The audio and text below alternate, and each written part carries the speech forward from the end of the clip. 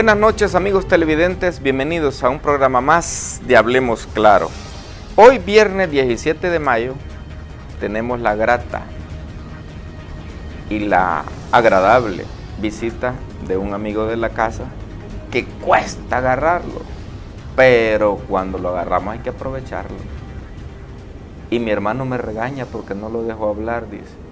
Así que, hermano, hoy voy a dejar hablar y les presento a mi invitado, Dagoberto Gutiérrez. Don Dago. Buenas noches y un abrazo para vos y para los televidentes. Mi hermano me dice, déjalo, a mí me gusta oírlo hablar. Ahí ponerle la cámara a él solito.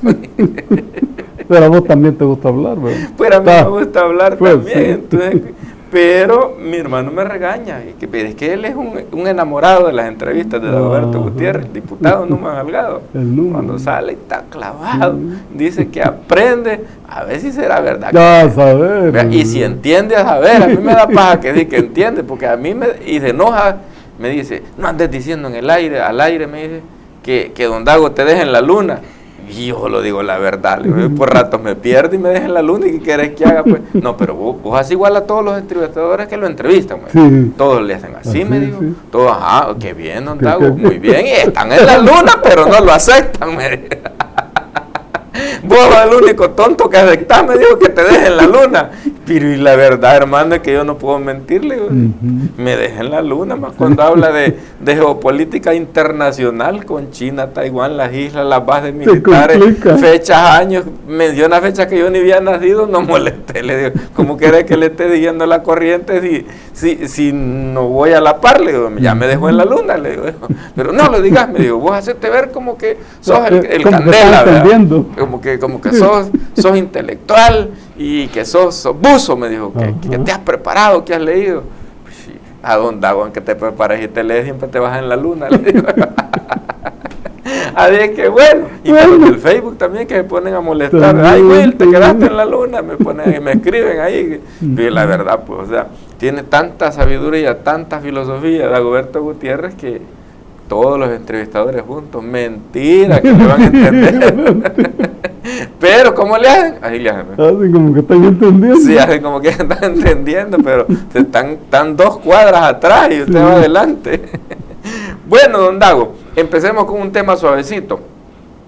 ¿Cómo ve la visión del nuevo presidente o el presidente electo que en sus gabinetes está nombrando mujeres? Y el tipo de gabinete que le está dando a las mujeres, porque unos critican, por ejemplo, el que todas las veces está criticando, que no le parece nada de lo que hacen allí, es Mauricio Funes. Y ese siempre, como dije, Nayib ha sacado un eslogan que es en el pelo en la sopa, pero es porque ese Funes siempre está viendo el pelo en la sopa.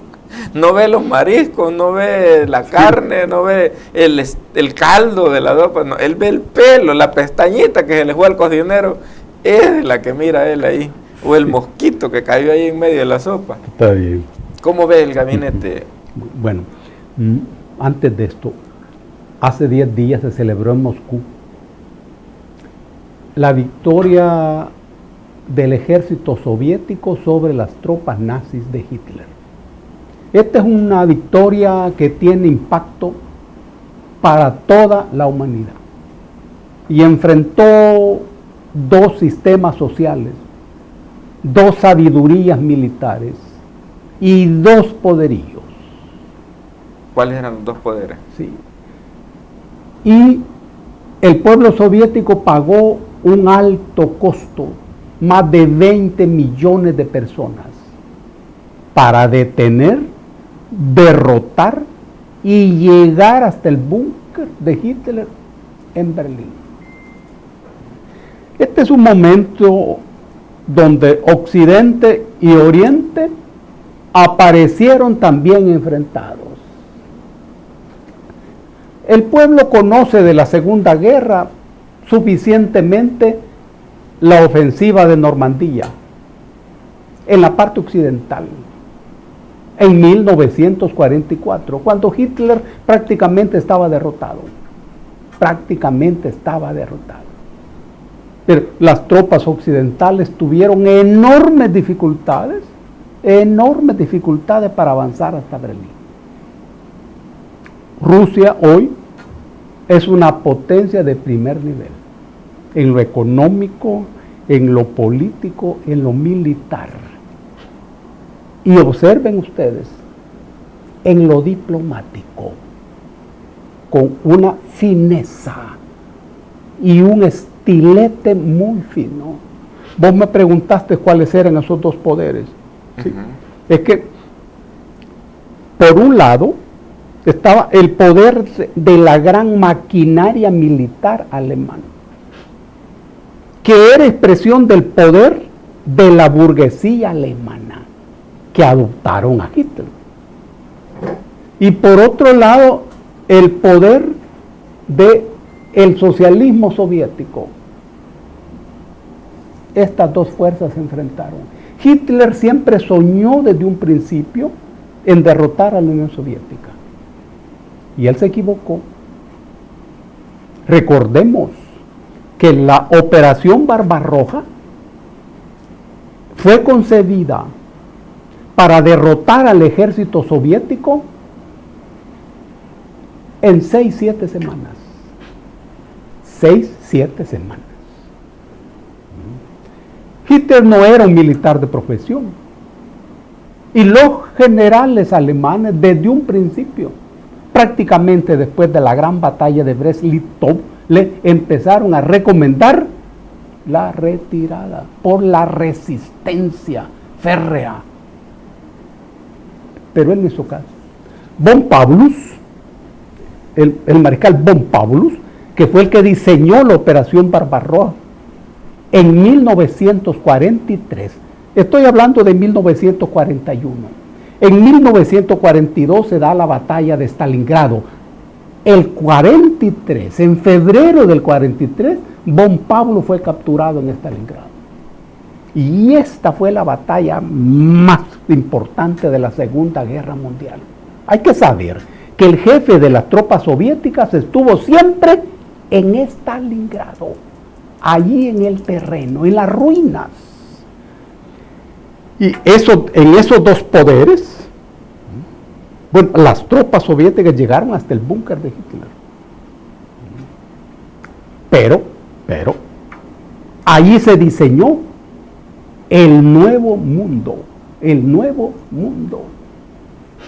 la nueva correlación de fuerzas que allí apareció, que dio pie a lo que después se llamó como Guerra Fría para Occidente, pero para pueblos como nosotros eran guerras lo más calientes. ¿Y Guerra Fría era porque ahí había mucha nieve, estaba congelado o por qué le pusieron fría? Una figura, porque pese a las tensiones y a las confrontaciones, no estallaba la guerra entre Estados Unidos y la Unión Soviética. Hasta ahí no llegaba. Porque hay un momento en el terreno de las guerras que las guerras pierden sentido. Y pierden sentido cuando no hay ninguna posibilidad de que haya un vencedor. Cuando ya pasa mucho tiempo. No, y cuando no hay posibilidad de que haya un vencedor. Sí. Entonces, porque se trata de guerras atómicas. Se trata de eso. Y entonces la guerra no tiene sentido. Además, el nivel de destrucción es masivo. Es masivo. Así como están las cosas hoy en el planeta, la guerra pierde sentido. Sin embargo, todo va encaminándose a una confrontación. Todo. Y esa confrontación tiene mucho que ver con nosotros. Porque hay que preguntarse, ¿y qué es lo que se pelea hoy en el mundo? Una cosa fundamental para nosotros. O un mundo unipolar o un mundo multipolar. Esa es la confrontación. En este momento la confrontación no es capitalismo-socialismo. Esa no era la confrontación incluso en la Segunda Guerra Mundial.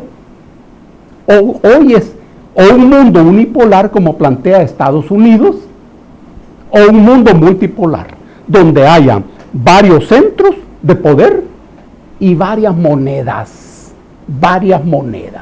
donde el mercado planetario sea regulado de diferente manera. Nosotros, hablo de los salvadoreños, que somos el último país del continente americano, el más atrasado, el que menos ciencia produce, el que menos pensamiento abstracto produce, el que menos lee. A nosotros nos interesa un mundo multipolar, donde tengamos variantes, donde escoger, donde tengamos la posibilidad de contar con amigos en varias partes del planeta. No poner los huevos en un solo nido. No hacer eso. Eso es lo que está en juego. Por eso es muy importante este aniversario de la victoria sobre el ejército nazi. Occidente celebró esa victoria. Sí. Y Occidente celebra esa victoria. Pero don Dago, tengo entendido que Alemania con la Unión Soviética eran aliados al inicio de la Segunda. No. Históricamente. ¿Quién era que gobernaba la Unión Soviética en esa época? ¿No era Stalin? Stalin, sí. Pues sí, pero primero eran aliados. Lo que pasa es que se le estaba acabando el petróleo a Hitler, y Hitler era un mal aliado. O sea, era su aliado y después le quería dar en la nuca. No. Y históricamente, en tiempo del emperador Federico Guillermo, el ministro era Bismarck, Otto von Bismarck. Y Bismarck siempre planteó a sus conciudadanos: Alemania nunca debe entrar en guerra con Rusia. Ojo, esto tiene que ver con que Alemania siempre ha estado vinculado al Oriente. Desde aquella época. Desde aquellos tiempos, vinculado, buscando alianzas, acuerdos y entendimientos. Alemania era y es un país de 380,000 kilómetros cuadrados, chiquito.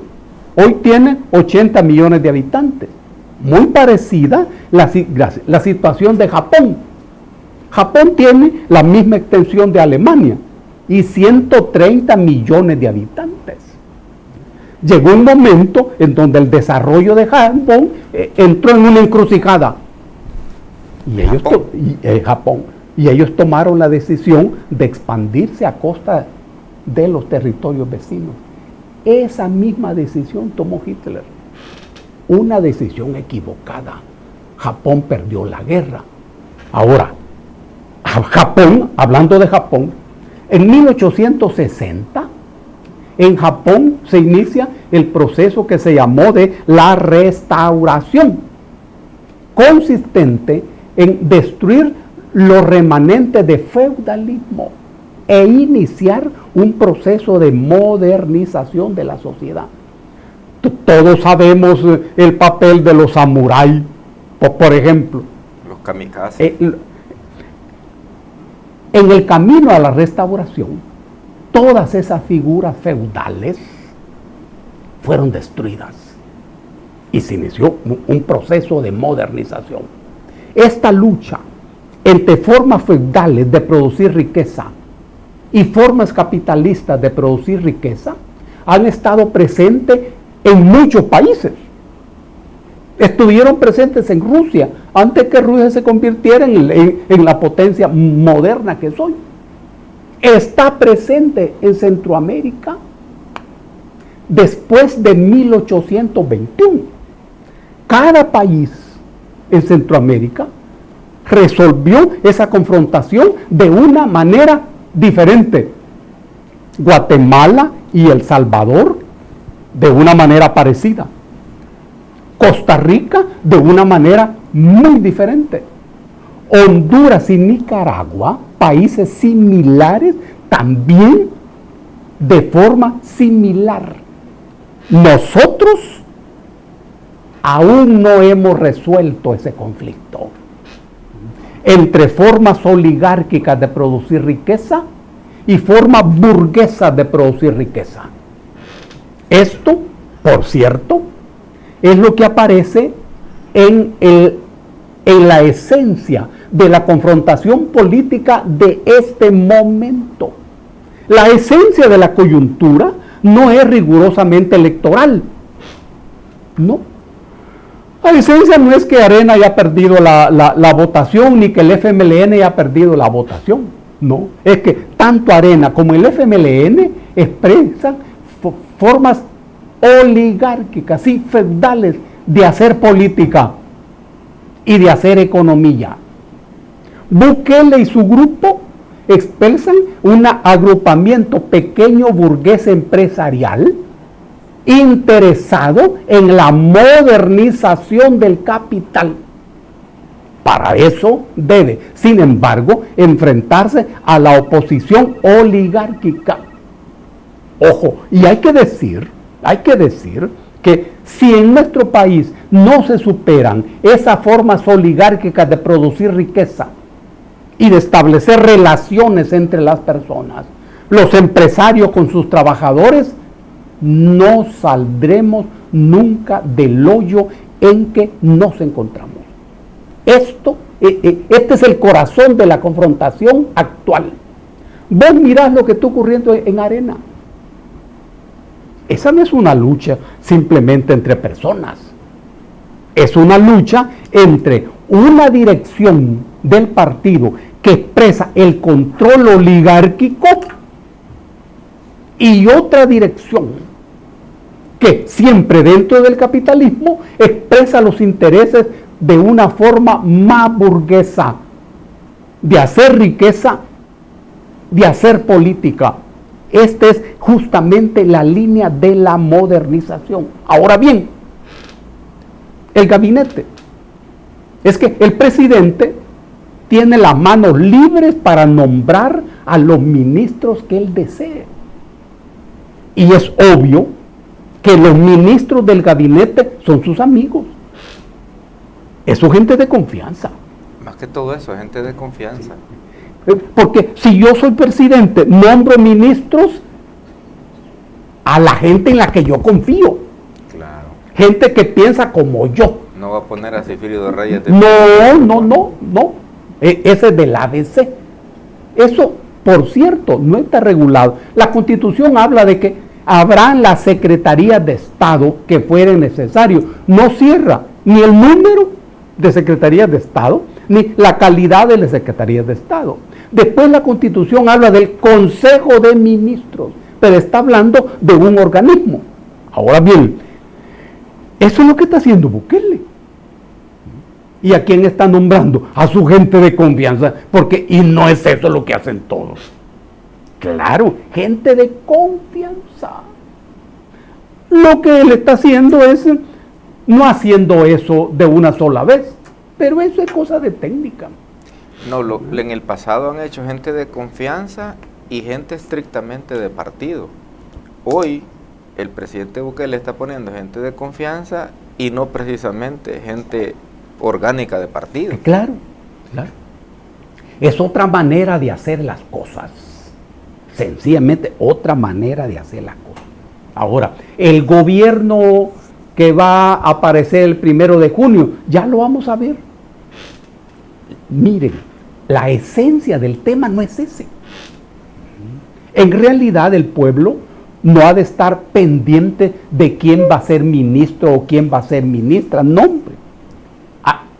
A mi modo de ver, conviene saber que lo que está planteado no es un juego de izquierdas y derechas, no.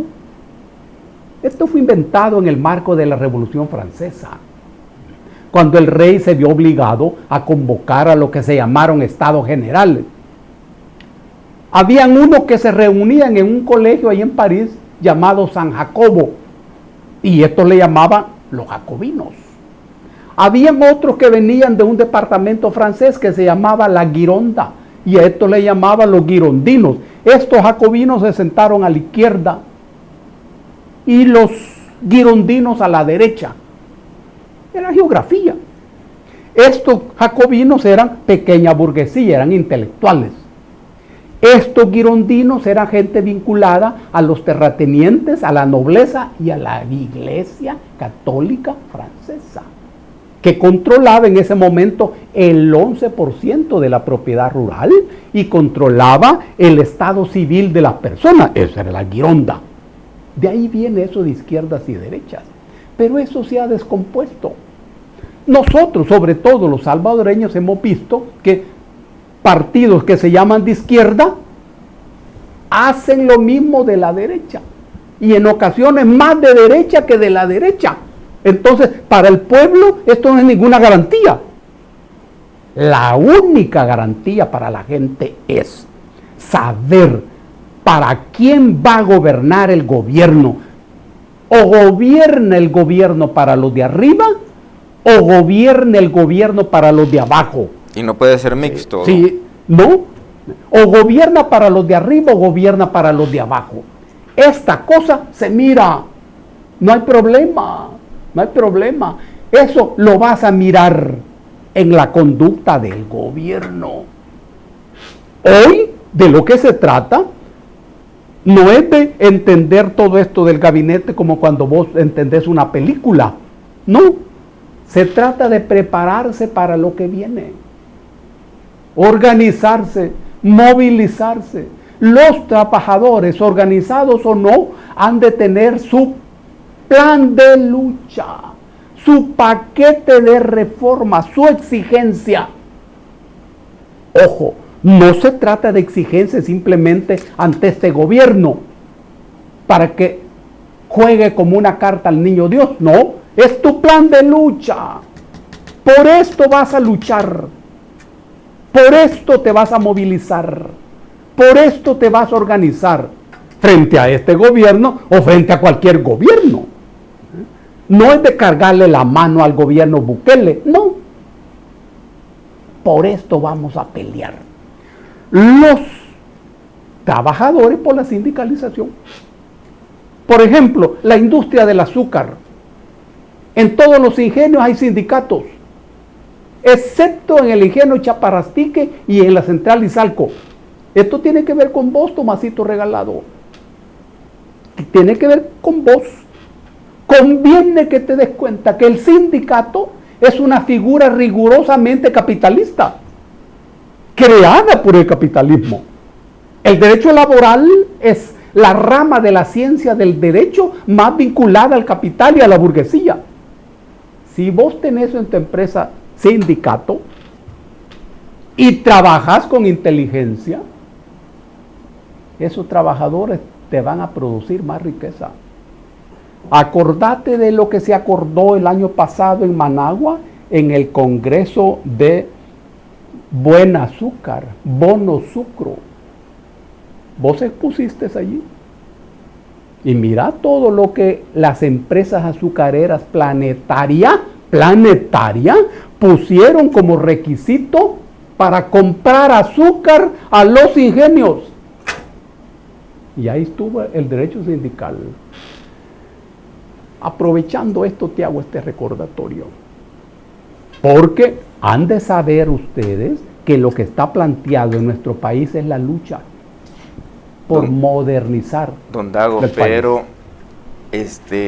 por ejemplo, ahorita yo he observado de que hay sindicatos que han estado trabajando con el FMLN por si ganaban o si perdían las elecciones.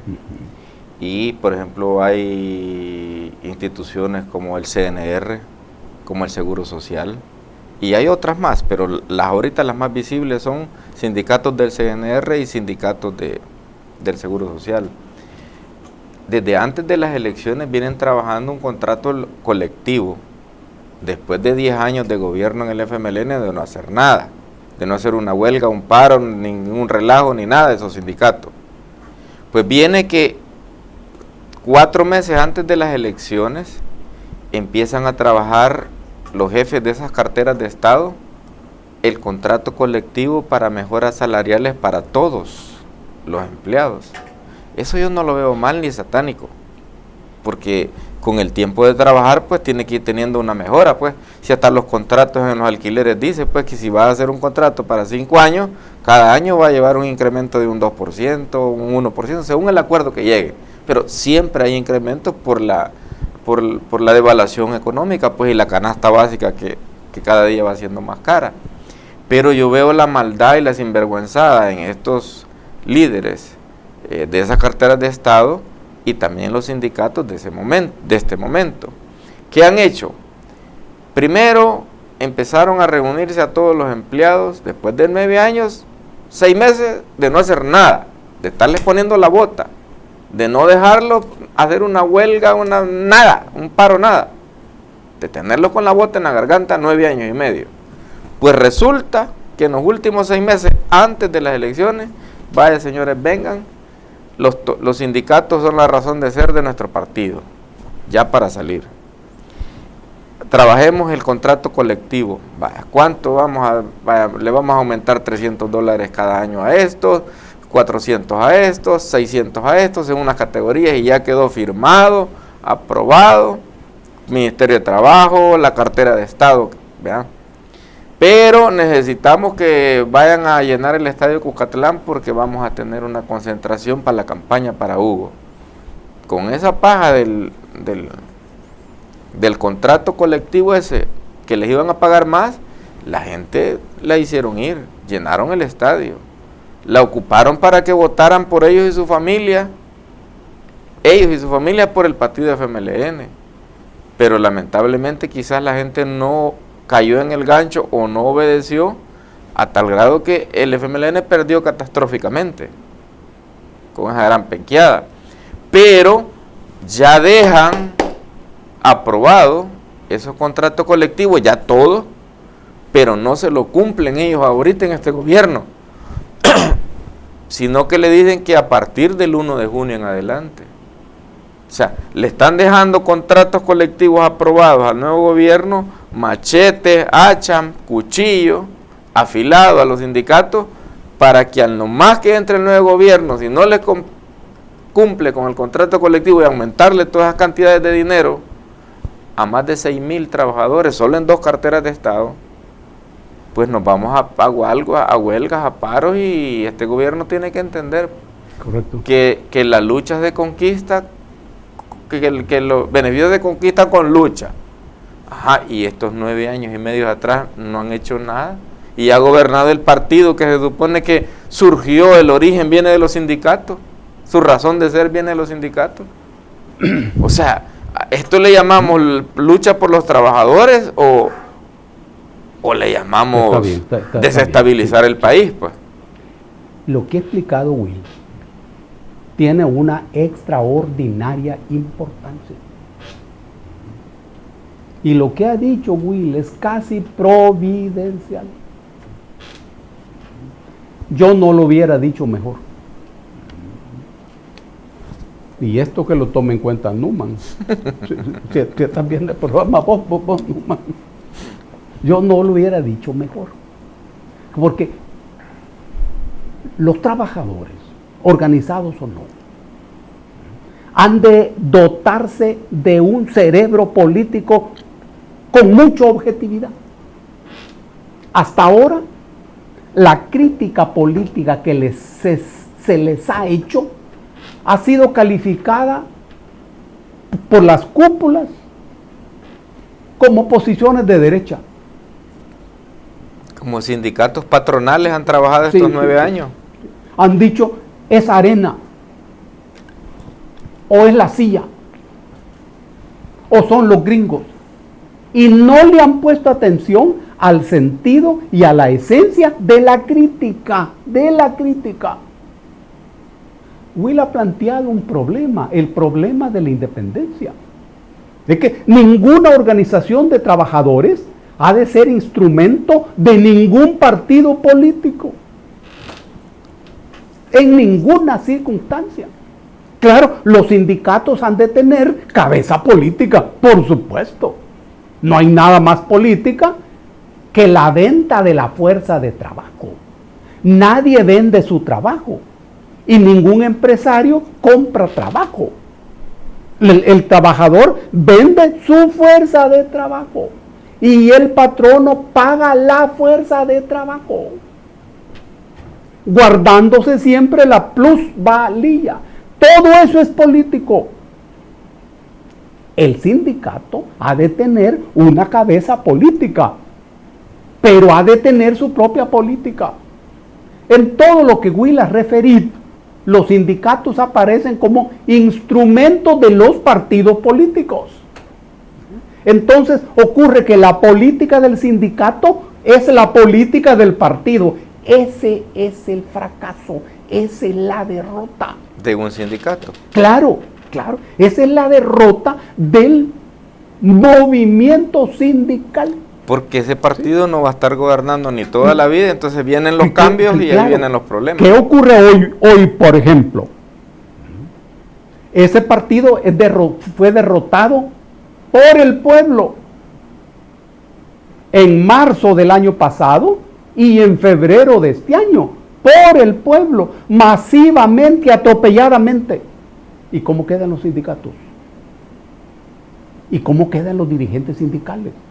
Ahora, y si estos dirigentes sindicales recibían salario del partido o salario del gobierno, el tema es más sanguinolento.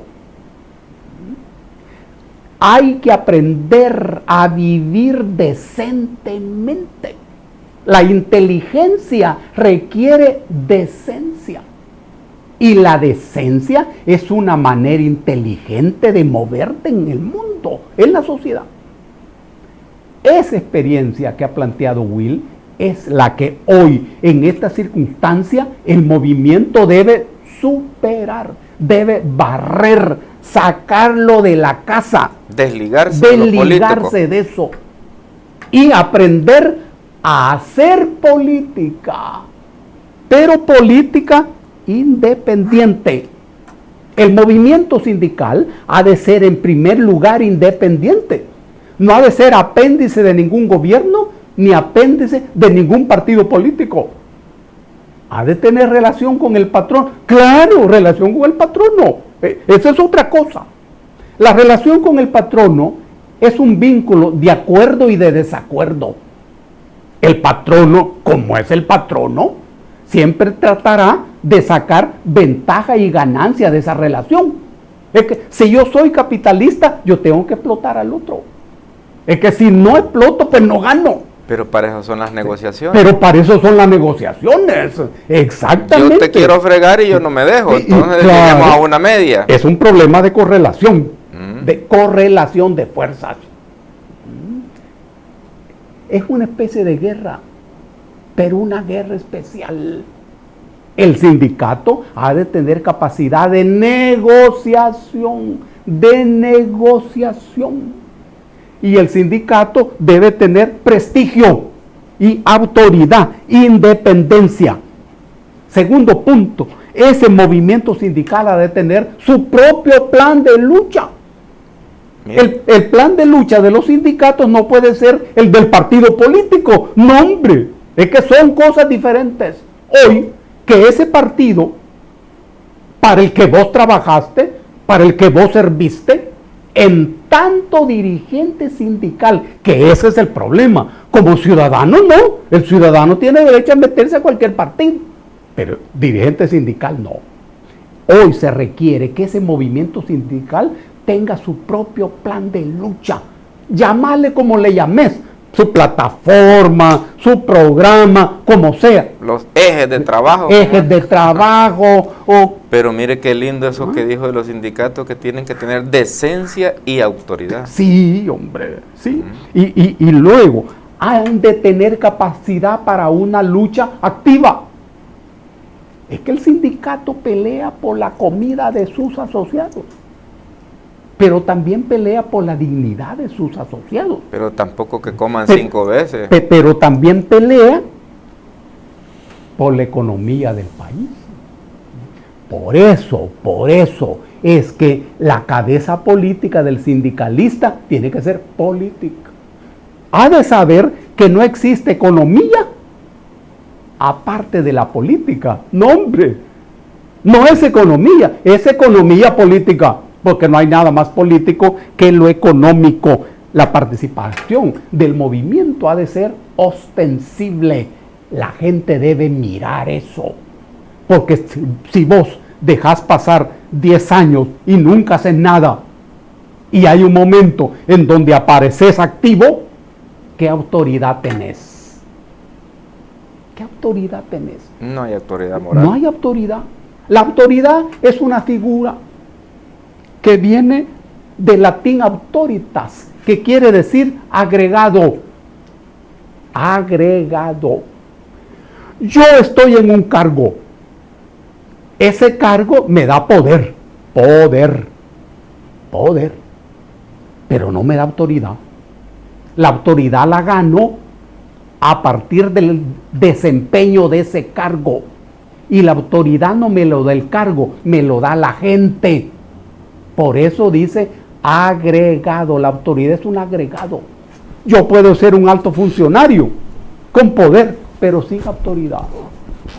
Yo puedo ser una persona común y corriente con mucha autoridad, sin ser funcionario. Ahora, los dirigentes necesitan tener autoridad. Y si yo soy dirigente sindical, con mucha más razón. Por favor, no olviden estas cosas. Primero, la independencia. Segundo, un plan de lucha propio. Tercero, lucha activa de diversas formas. Si es necesario la calle. La escuela política, sin falta, ha de haber una escuela política donde el trabajador sepa historia. Historia, por Dios, hay que saber eso. Si necesita saber matemáticas, pues matemáticas, según el sindicato de que se trate. Y luego, que la gente te mire peleando, que la gente te mire luchando. Hoy, viene el 1 de junio, otro gobierno, con otras características. ¿Cuál es tu política frente a ese gobierno? En tanto trabajador. Eso es lo que está planteado. Muy afortunada la explicación de ¿Cómo Will. quedan estos sindicatos que en los 10 años del gobierno del FMLN, 9 años y medio, no han hecho protestas, no han hecho lucha, no han hecho paro, no han hecho huelga, no han hecho nada? Y ahora que perdió el FMLN las elecciones en febrero, ya empiezan a hacer su primera huelga. En el CNR ya hicieron su primera huelga. Están oyendo la opinión de Will. Ellos es empresa privada. Sí. Pero tampoco soy injusto. No, que claro, el Will es una empresa privada, ¿verdad? Pero no soy injusto. Pero no es injusto. Y además es inteligente. Es de ponerle atención a toda gente que exprese una observación o una crítica. Es de ponerle atención. Cuidado, como en estas circunstancias se entiende que toda crítica es del enemigo. No, porque entonces así no se puede funcionar. Es que existen las críticas constructivas. Sí, claro. La crítica es la posición del ser humano ante el mundo y ante la realidad. Esa es la crítica. Solo nosotros. Cuando hay un desacuerdo.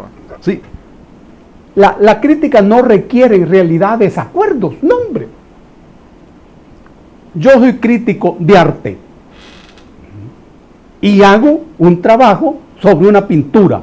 Elogio al pintor, elogio su arte y su talento. ¿Eso qué es? Es una crítica. Estoy criticando.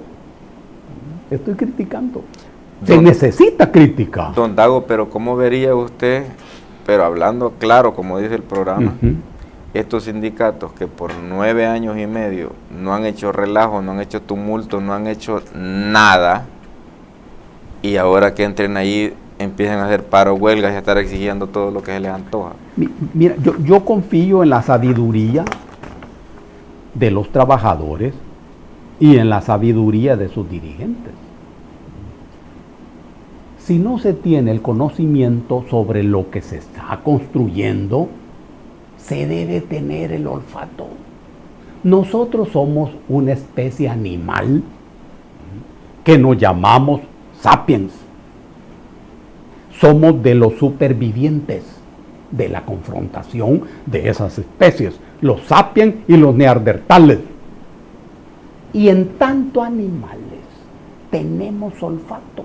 Lo que vos no lo captures a partir de tus neuronas, capturalo por el olfato, el instinto. Uno no debe renunciar al instinto. En ocasiones es el instinto el que te salva, sobre todo en las guerras. El instinto, ¿qué hacer? El instinto. Hoy usen también el instinto y tomen en cuenta cómo la gente los mira. Lo que Will está diciendo es que es como los mira la gente, no solo los de Oriente. Este Will es de San Miguel, pero es la misma opinión de gente de Juan Pueblo. Del pueblo. Tomen en cuenta eso, por favor, y no se equivoquen. Y que este gobierno prácticamente ha sido elegido por el pueblo, o sea, el pueblo se ha ido en masa, entonces porque este pueblo quiere ver cosas diferentes de lo que ha visto en 30 años. Pero, ¿cuál fue la fuerza política del FMLN que lo llevó a ganar alcaldías, diputados y hasta el gobierno, la presidencia? La manipulación, el control, la utilización de los sindicatos, don Dago. O sea, los sindicatos fueron su catapulta, su rampa, no sé cómo le podemos llamar, su autopista para agarrar impulso, pues llegar hasta donde llegaron. Pero hoy, en los 10 años de gobierno, los peores enemigos del FMLN han sido los sindicatos, a tal grado que los han tenido quietos. Pues mire si han habido deschongues en las calles por mejoras salariales o aumentos en alguna cartera de Estado. No. Will ha planteado la posibilidad de establecer una relación entre el gobierno del FMLN conocido y el gobierno de Bukele no conocido todavía. La característica del gobierno del FMLN es que aplicó una política neoliberal de derecha presentándose como de izquierda. Durante varias décadas, el pueblo fue engañado en esa línea. La gente que es inteligente, el pueblo que es inteligente, observaba las cosas que se estaban haciendo desde el gobierno. Claro. El instinto capturaba eso, pero la prédica desde el gobierno lograba engañar a la gente. Y la gente terminaba de todas maneras votando por ellos y asegurándoles diputados, alcaldes y hasta la presidencia. Eso se agotó cuando la situación llegó a momentos extremos. No fue tanto la prédica del movimiento Nuevas Ideas, no fue tanto eso, es la experiencia de la gente. Uno aprende por experiencia. En este caso, esta experiencia duró casi 30 largos años. 3 décadas. Claro, no es fácil, no es fácil. Bueno, la derrota de esa política de engaño y también de traición abre la puerta para esta otra experiencia. El gobierno Bukele. Varias cosas que no son determinantes las está haciendo de manera diferente. De manera diferente. Y otras no. Es que en esta cosa de los gobiernos hay moldes donde la cosa tiene que hacerse de la misma manera. Don Dago, ¿será posible que el FMLN, con esa experiencia que tiene de manipular cerebros y de enganchar a la gente para que salga a las calles, logre conectar con los sindicatos otra vez, después de que ya los vieron gobernar, volverle a lavar el cerebro a los sindicatos, volverlos a enganchar, de andar haciendo marchas, de andar haciendo deschongues en la calle, para beneficios de ellos, para sacar más diputados, más alcaldes en el 2021, o ya este cartucho se les quemó porque ya gobernaron 10 años y ya vieron los sindicatos que le puso la bota del FMLN peor que la que les ponía Arena cuando Arena gobernaba. ¿Volverá a darles paja otra vez? Es una buena pregunta. Pero terminemos la idea de Bukele.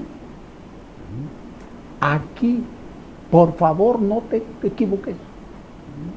Mira, interpreta objetivamente. Si este gobierno gobierna para los de arriba o gobierna para los de abajo, que eso determine tu conducta. ¿Y cuáles son las cosas que efectivamente se hacen? No lo que se dice, no, sino lo que se hace. Lo que se hace. ¿Este gobierno va a defender el medio ambiente? ¿Va a asegurar agua potable para la gente? ¿Va a asegurar honradez en el manejo de los funcionarios públicos? ¿Va a combatir esa cascada de salarios estratosféricos de la gente que está en el aparato de gobierno? Eso.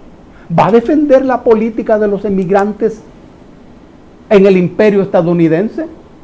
Y sobre todo, ¿va a volver innecesario que la gente tenga que irse de su país a otro mundo? Todo eso. ¿Va a tener una política exterior inteligente? Con amigos en todas partes del mundo.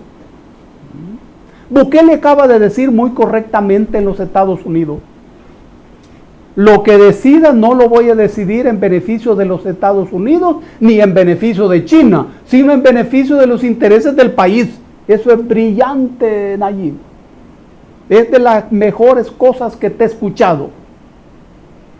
Eso es fundamental. Entonces el pueblo has de mirar lo que el gobierno hace. Y además, ¿cómo lo hace? Porque yo puedo hacer lo mismo que el otro ha hecho.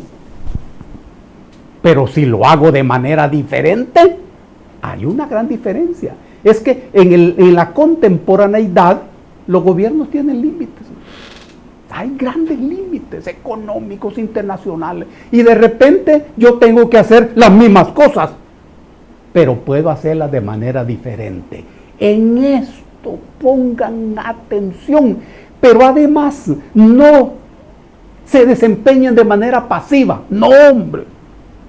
Es que en esencia no es solo el gobierno el que va a resolver los grandes problemas. Vos también debes estar organizado. Hoy, por ejemplo, viene el invierno. ¿Y cómo tenés las cunetas? ¿Tenés el acueducto lleno de basuras? ¿Estás organizado vos en tu comunidad previendo catástrofes? Todo eso está en tus manos. Uno espera que el gobierno de junio se dedique a eso y que trabaje en eso. Pero las mismas comunidades pueden enseñarle a cómo hacer las cosas bien. Yo sé que la María tiene experiencia en esto y tiene sensibilidad. Si vos vas a trabajar en eso, María, en la vinculación. Y sé que Michelle también va a hacer buen trabajo en el tema de la vivienda. Pero la clave está en la gente. Ahora bien, pasemos a la reflexión de Will. ¿Logrará darle paja otra vez el FMLN a los sindicatos para utilizarlos políticamente para sobrevivir y volver a tener más diputados? Este es un gran tema, lo que Will ha planteado. Ya el Numan va a estar contento. Usted a Numan le está mandando un mensaje. Porque el punto es clave. ¿El FMLN está derrotado para siempre? ¿O tiene gas todavía para mover a la gente? Observemos que en este tema de elegir a los nuevos dirigentes o a los nuevos dueños del partido FMLN, están usando figuras, extraordinarias figuras. Yo por lo menos he leído una que dice que no van a renunciar a ser revolucionarios. Eso es maravilloso. Porque ni la guerrilla del FMLN fue revolucionaria. La guerrilla del FMLN fue una guerrilla preponderantemente anticomunista. Lo que pasa es que los gringos no son estudiosos. Y la oligarquía de este país tampoco es estudiosa. Dijeron que el FMLN era comunista. Mentiras. Mentiras. Y cuando aparece, esa guerrilla muere. Y la guerra muere. Y aparece un partido que le pusieron FMLN. No era revolucionario. es que no podía ser revolucionario. Y no lo fueron.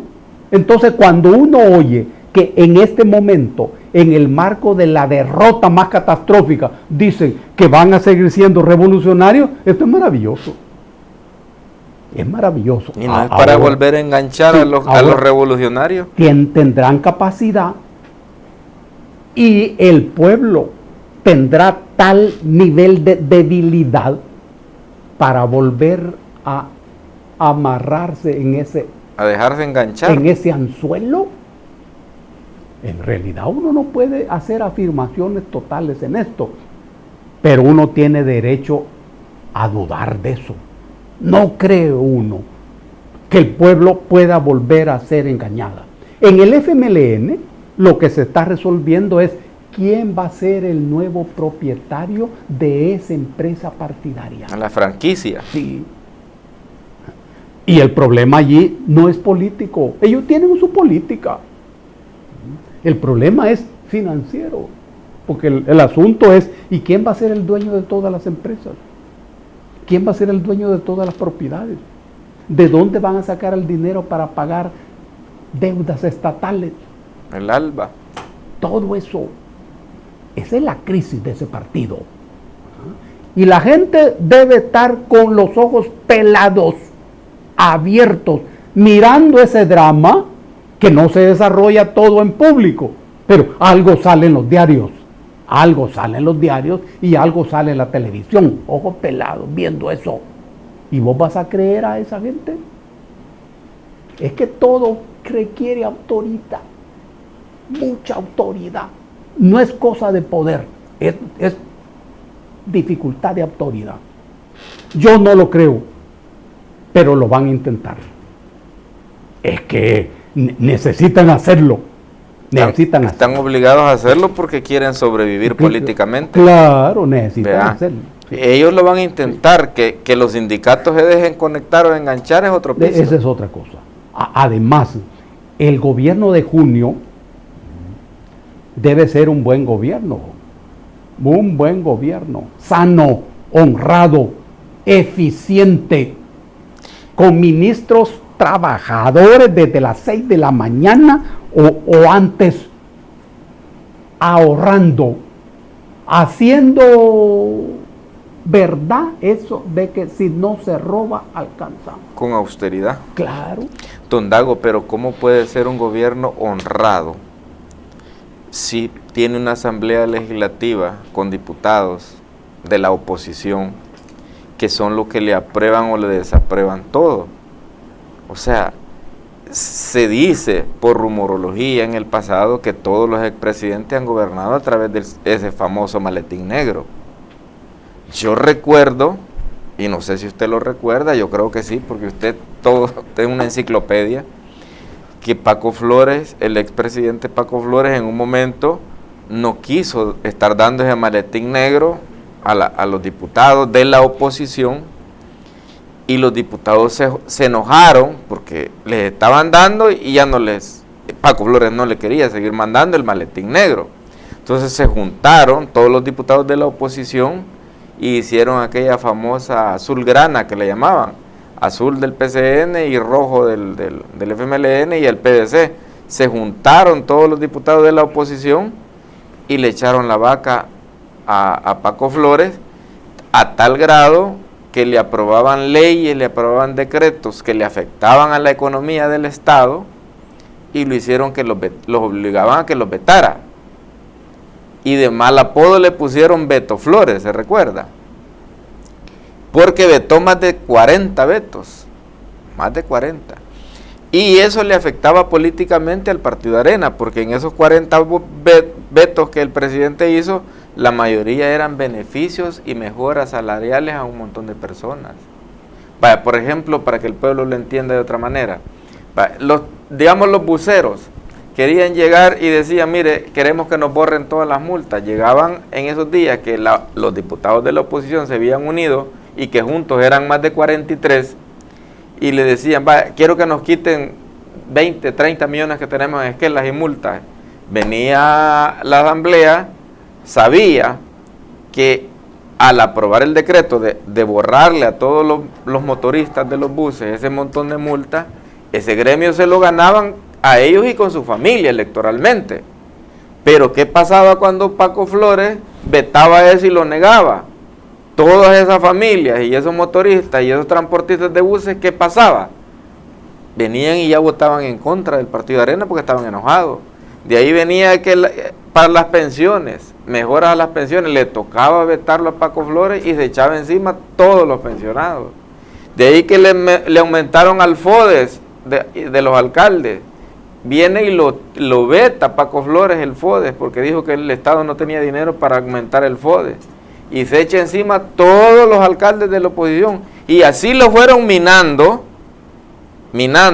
a tal grado que las próximas elecciones legislativas y municipales de Arena, después de que los diputados le echaron ese cerco, le minaron el terreno, fue la peor y catastrófica derrota legislativa y municipal que Arena ha tenido. O sea, surtió efecto que el presidente estuviera vetando los beneficios que los diputados aprobaban. Cuando vinieron las elecciones de alcalde y diputado, Arena salió destrozado. O sea, ¿quién tiene el verdadero poder en este país? ¿El presidente o los diputados? Para mí los diputados, don Dago. Sí. Ese es un gran problema. Porque ocurre que hay tres poderes, pero de mentira. Ocurre que la Constitución no establece ninguna gradiente en los poderes. Dice, el gobierno central está integrado por tales y tales y tales órganos, dice hoy, a saber por qué, pero se trata del poder legislativo, ejecutivo y judicial. Esto quiere decir que ahí no entran las alcaldías. Pero después, la Constitución te habla de el gobierno local. En el terreno gobierno local, ahí están las alcaldías. Y todo esto funciona en un equilibrio, que vos lo encontrás en el artículo 86 de la Constitución. El poder público emana del pueblo. Lo ejercerán los órganos de gobierno, independientemente dentro de sus funciones y competencias. Es decir, la independencia a la que habla la Constitución no es absoluta ni es total, no, sino que está dentro de sus atribuciones y competencias. Esto quiere decir que uno no se mete en lo que hace el otro. Y luego dice la Constitución, las funciones son indelegables. Esto es lo mínimo. Esto quiere decir que la Asamblea Legislativa no le va a pedir a la Corte Suprema de Justicia que le haga una ley, y que la Corte no le va a pedir a la Asamblea que le resuelva un litigio. Eso quiere decir indelegable. Pero al final dice, pero los órganos colaborarán entre sí en el desempeño de sus funciones. Son tres joyas que están en el artículo 86. Al final dice, colaborarán entre sí. Es decir que en realidad no hay independencia, ni puede haber independencia. Y mira vos, ¿qué es lo que sale de la Asamblea Legislativa? ¿De la Asamblea salen leyes? No.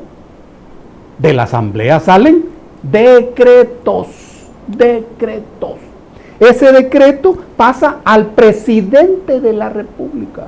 No es al Ejecutivo, es al presidente. Y el presidente, así como las hadas madrinas de los cuentos de los hermanos Grimm, allá en Alemania, tiene una varita mágica,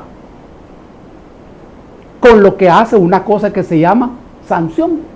Sanciona el decreto y lo convierte en ley. ¿A dónde se hace la ley entonces?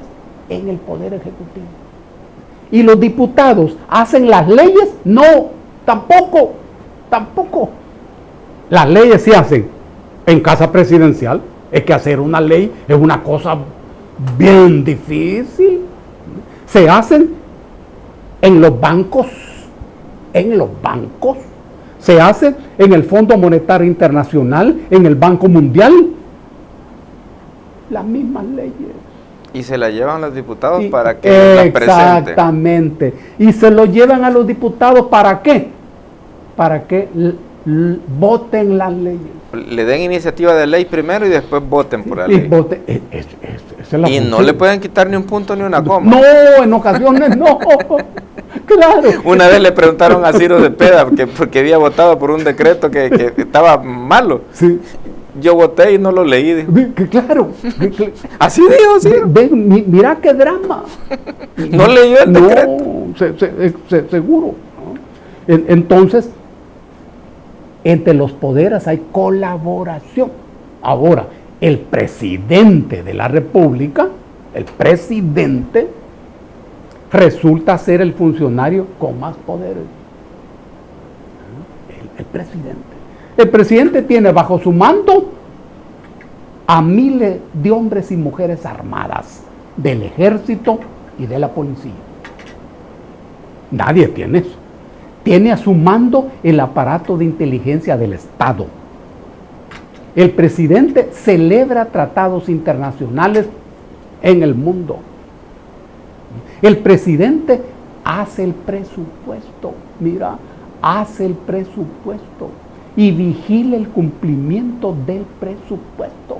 El presidente tiene, aparte de ese ejército militar, tiene un gigantesco ejército político.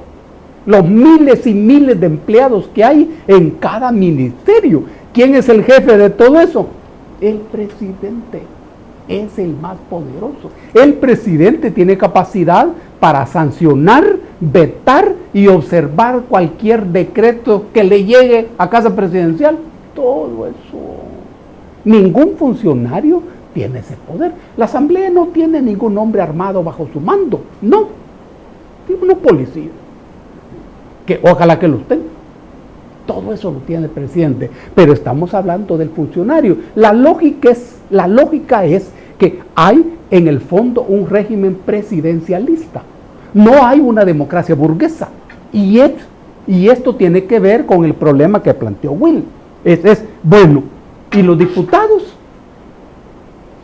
¿Nuevas Ideas tiene diputados? No, no formalmente. Realmente sí. Los diputados de Ghana, por ejemplo, también son diputados afines a Bukele. Ghana es el partido que formalmente ganó la votación presidencial. Tiene derecho a la presidencia del Tribunal Supremo Electoral. Formalmente. Seguro. No admite discusiones. Y deuda política. Y deuda política. Seguro. Ahí hay un bloque. Pero luego, ¿y los diputados del FMLN? ¿Qué van a hacer? Es que ningún partido político es un bloque político, ni filosófico, ni cultural, ni histórico. Este es un problema hoy. Son empresas mercantiles que hacen negocios. Y el mundo de los negocios no crea vínculos afectivos prolongados. ¿Vos crees que a la hora de las horas esos diputados no se van a poner de acuerdo con Bukele? Sí, hombre. Ahora, ¿y los diputados de Arena? Hay que ver lo que está ocurriendo en Arena. Eso es predecible. Pero por favor, no entendás que son cosas personales. No lo son. Así aparecen. Es que cada uno de nosotros es miembro de una determinada clase social. Y expresa una manera de pensar que viene de la clase social a la que vos perteneces. Una cosa es tu origen de clase. Es donde uno nace. El papá, la mamá. Ese es el origen de clase. Pero lo fundamental es el tercer momento que se llama posición de clase. En donde se define con quién está vos. Y contra qué estás. Todo esto tiene que ver con lo que estamos hablando. Esos diputados tienen razones para permanecer fieles a esa cosa difusa, llena de humo, que se llama FMLN o que se puede llamar Arena. No, hombre. Además, el gobierno Bukele, vamos a suponer que va a hacer propuestas correctas. propuestas humanas. Por ejemplo, el gobierno Bukele le va a entrar al problema de las pensiones. Un problema fundamental. Y todo aquel que se oponga a una salida justa a las pensiones, pagará electoralmente. El gobierno Bukele no constituye ninguna amenaza germinal para nadie de los partidos políticos. No, hombre. Al contrario, puede verse desde los partidos políticos como un camino diferente. Y con capacidad para atraer en los partidos políticos actuales, estos dos de los que estoy hablando, no hay cohesión ni filosófica. Y es la filosofía lo que a vos te cohesiona. Filosofía no es más que tu posición ante el mundo, tus criterios ante el mundo, lo que mantiene tu conducta, el conjunto de ideas. Todos han oído la historia de Saulo o Pablo en la Biblia de los Hebreos. Cuando Saulo iba camino de Damasco, lo bota el caballo. Aquí hay símbolos en todo. El caballo del que habla la Biblia no es el caballo como lo conocemos, no. Es las ideas, el conjunto de ideas que para cada persona funcionan como el caballo donde uno va montado en la vida. Esas son las ideas. En la Biblia hebrea se usa como un caballo, porque es así. Vos en la vida te comportás de acuerdo a cómo entendés el mundo. Ese es tu caballo. Don Dago, sí. Pero ya pusimos el ejemplo, ¿cuál fue la debacle del gobierno de Paco Flores y la debacle electoral de Arena por culpa de lo que hizo Paco Flores? Y la debacle de Arena electoral y la debacle del presidente de vetar tanta ley aprobada por la Asamblea fue solo porque no quería dar el maletín negro. Ahora el presidente Bukele ha mandado mensajes que en el gobierno de él no va a haber sobresueldos ni maletín negro. Entonces, la historia se va a volver a repetir, pues. Cuando Paco Flores no quiso dar maletín negro a la oposición, puchica, estamos hablando que lo hicieron pedazos.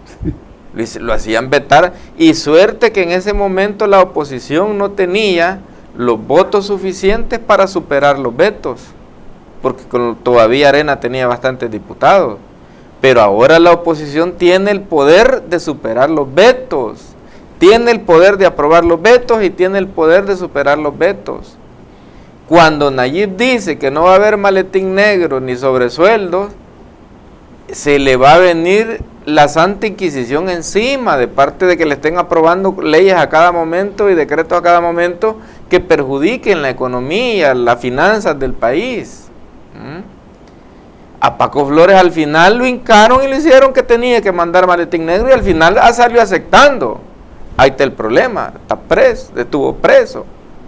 Siguió la misma modus operandi Tony Saca, ahí está preso.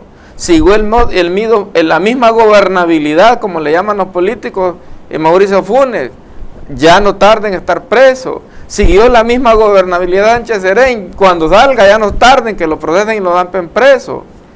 Nayib no quiere que lo zampen preso, pero ya Paco Flores ya le dieron un mensaje, ahí está la historia ya, hay que leer cuántos vetos vetó Paco Flores, de qué se trataba cada veto, cada decreto que vetó, de qué se trataba.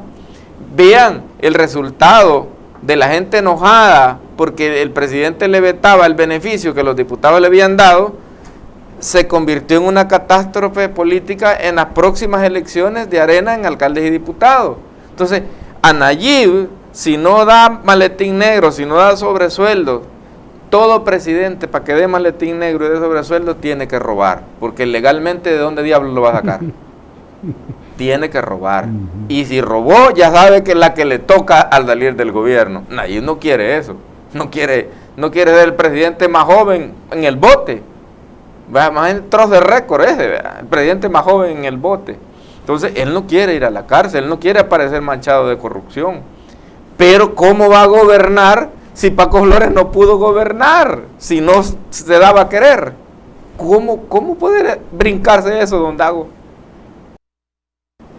En la situación que ha planteado Will, la figura del maletín es un símbolo. ¿Y el sobresueldo? Sí. El maletín simboliza el dinero que circula, el dinero que se paga, el dinero que se distribuye. Y estamos hablando de dinero del Estado. No se trata del dinero que sale de la bolsa de alguien, no, sale del Estado. Eso representa la figura del maletín. Es ese dinero. Estamos usando símbolos en las explicaciones que estamos dando. Un símbolo es algo que está ausente pero está presente. La lucha política se hace usando símbolos. Y estos son, por eso mismo, muy poderosos y muy peligrosos en la psicología de los seres humanos. ¿Cómo va a ser Bukele para enfrentar eso? ¿Y cómo el pueblo puede interpretar todo eso? Hemos establecido dos universos. Uno, ¿para quién gobierna el gobierno? Todo gobierno es el reino de la parcialidad. Ustedes han oído la figura de los presidentes que dicen: soy el presidente de todos. Soy el presidente de todos.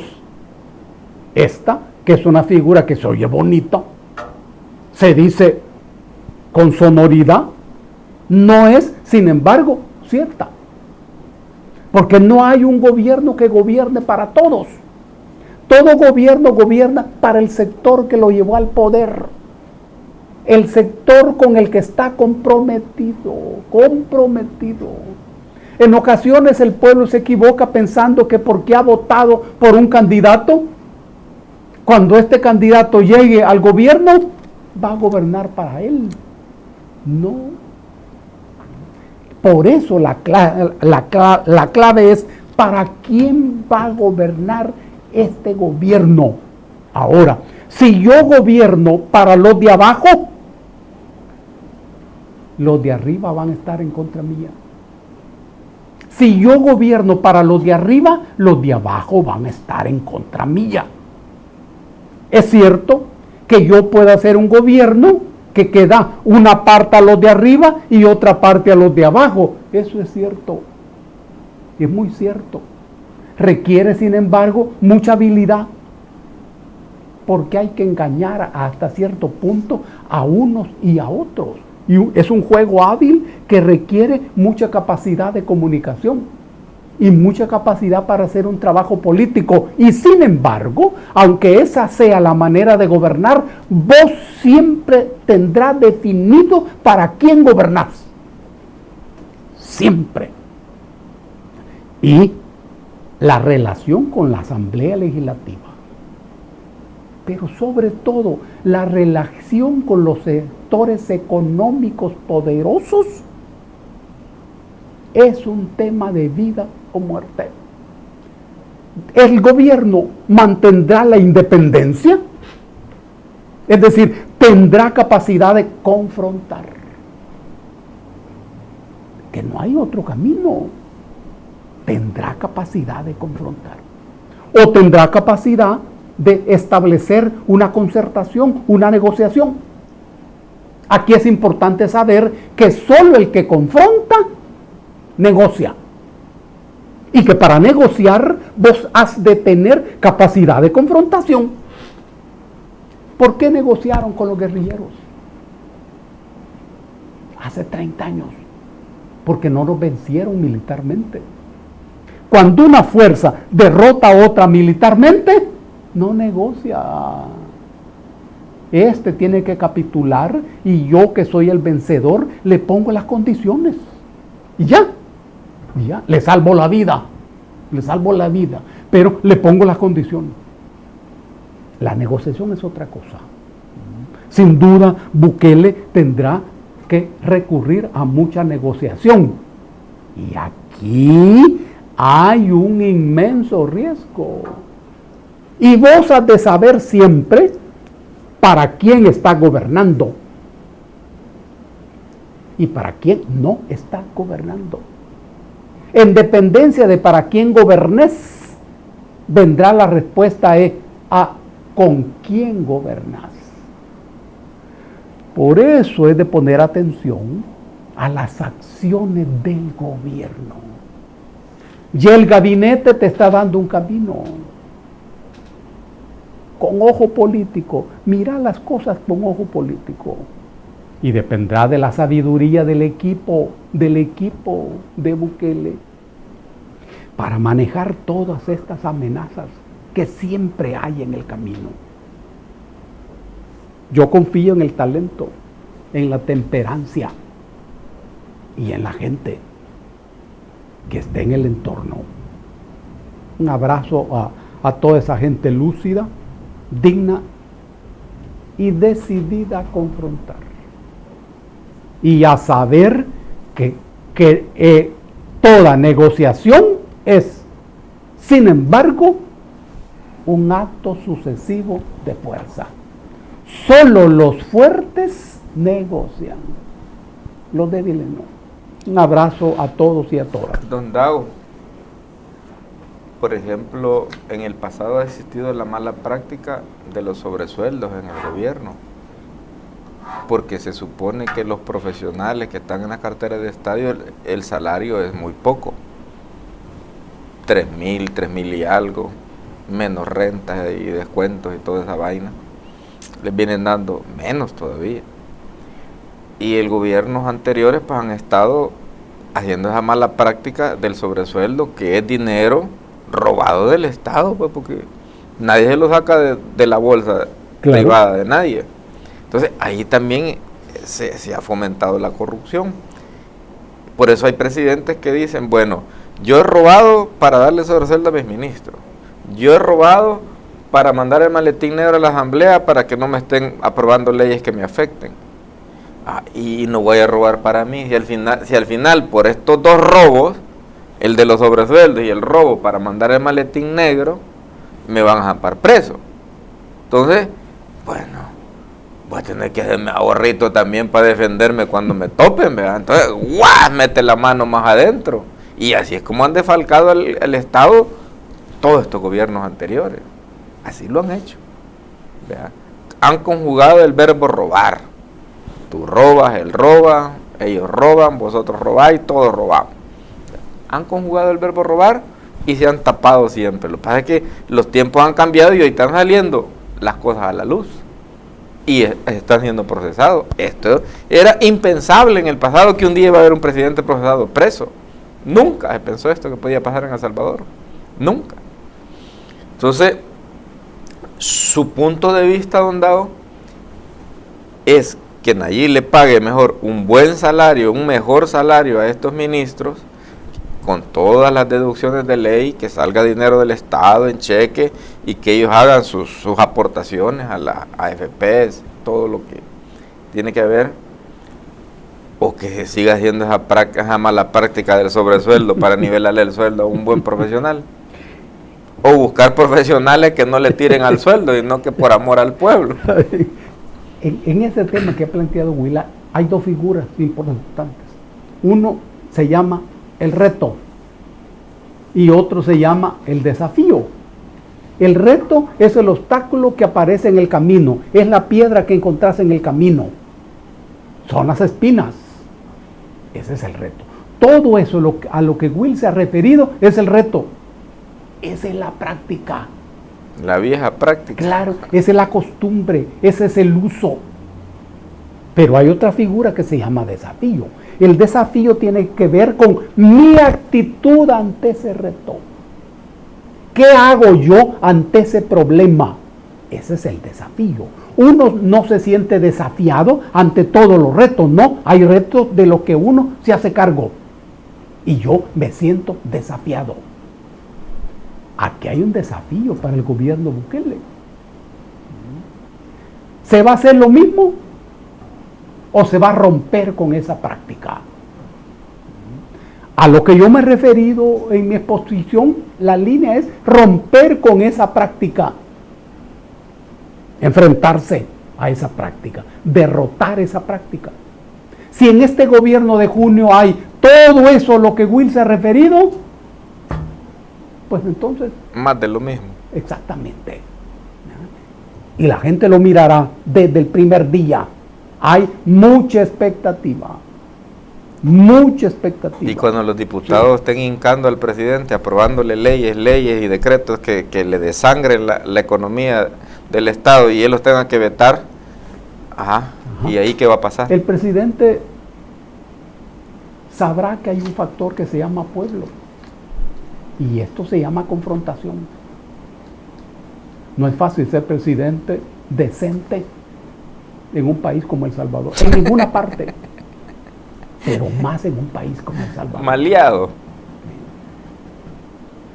En donde el régimen político funciona de manera maltrecha. Y el sistema político descansa en un régimen corrupto. Es un gran problema. Y el presidente o se adapta y se adecúa a ese orden de cosas, o lucha por construir otro orden de cosas. ¿Cuánto desorden va a necesitar para construir ese orden? No lo sabemos. Eso lo vamos a ver a partir del 1 de junio. El pueblo vigilante, el pueblo muy atento, el pueblo trabajando en su organización, en su plan de lucha, en su independencia. Es lo que yo más conozco. Al gobierno de junio le deseo lo mejor. Mucha sabiduría, mucha decencia. Valor, Mucha inteligencia emocional. Inteligencia emocional. Interpretando lo que la gente dice, incluso los silencios. Incluso los silencios. Un abrazo para todos y para todas. Cuídense mucho. Descansen. Tomen bastante agua. Bueno, amigos, esta ha sido una entrevista más con Don Dago. Don Dago, yo no le voy a mandar saludos a la niña Julia, a la niña Pancha, a Don Vicente. A toda la gente bonita del país. Oye, a todos, ya no. A toda la gente bonita. A la Chalate. A todos. Ya no tiene acostumbrado, siempre manda. De la Unión hasta Santana. Ok. Sí. Bueno, amigos, les agradezco mucho por haber estado pendientes de una entrevista más de Hablemos Claro. Y Numan, te cumplí. Dejé hablar a Don Dago. ¿Ves? Yo casi no he hablado hoy. Uy. Estos jodidos no me avisan nada, que tengo el cuello mal. Estos empleados que tengo yo. Hace falta un sindicato aquí, David. Un sindicato. Sí. Bueno, pasen buenas noches. Que Dios nos bendiga.